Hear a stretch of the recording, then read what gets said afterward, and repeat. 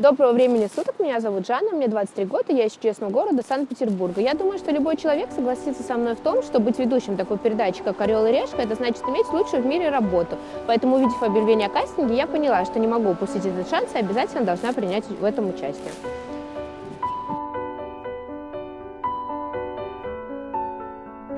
В прошлом году я спонтанно уехала в Сочи работать на зимнюю Олимпиаду. Это была настолько яркая и интересная зима, что я решила, что не хочу жить по графику дом, работа, дом, а хочу открывать для себя новые горизонты. На данный момент я еще пока мало где была, поэтому каждый раз в новом месте я радуюсь как ребенок и хочу делиться этой радостью с телезрителями. Все прекрасно знают, что Санкт-Петербург очень красивый город с огромным количеством объектов культурного наследия. Но я не буду рассказывать вам про храм Спаса на Крови, Зимний дворец или здание Адмиралтейства. Я хочу вам рассказать про старейшую лютеранскую церковь в Санкт-Петербурге. Церковь Святой Анны.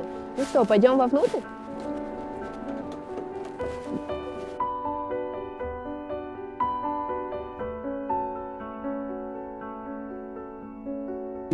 Каменное здание церкви было построено в 1775 году по проекту Юрия Фельдмана. В 1935 году церковь закрыли, а в 1939 году основали кинотеатр «Спартак». Он работал до 2001 года, здание перекупили и хотели здесь открыть ночной клуб. Но, слава богу, правительство Санкт-Петербурга решило вернуть церкви ее первоначальное предназначение.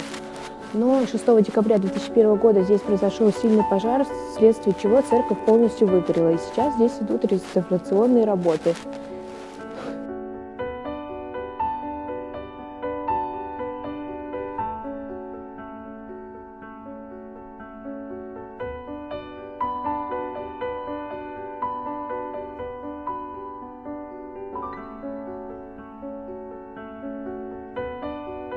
По приходу в церковь вам проведут экскурсию по зданию. Вы можете побывать на выставке современного искусства, послушать церковный концерт и, конечно же, сделать незабываемые фотографии в этом замечательном здании.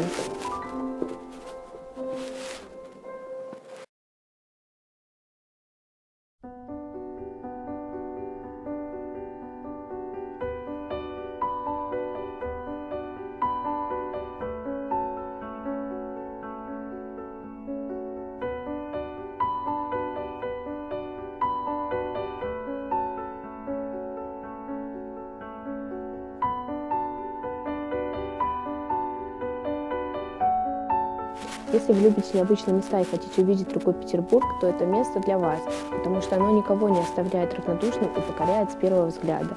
На этом у меня все. До встречи!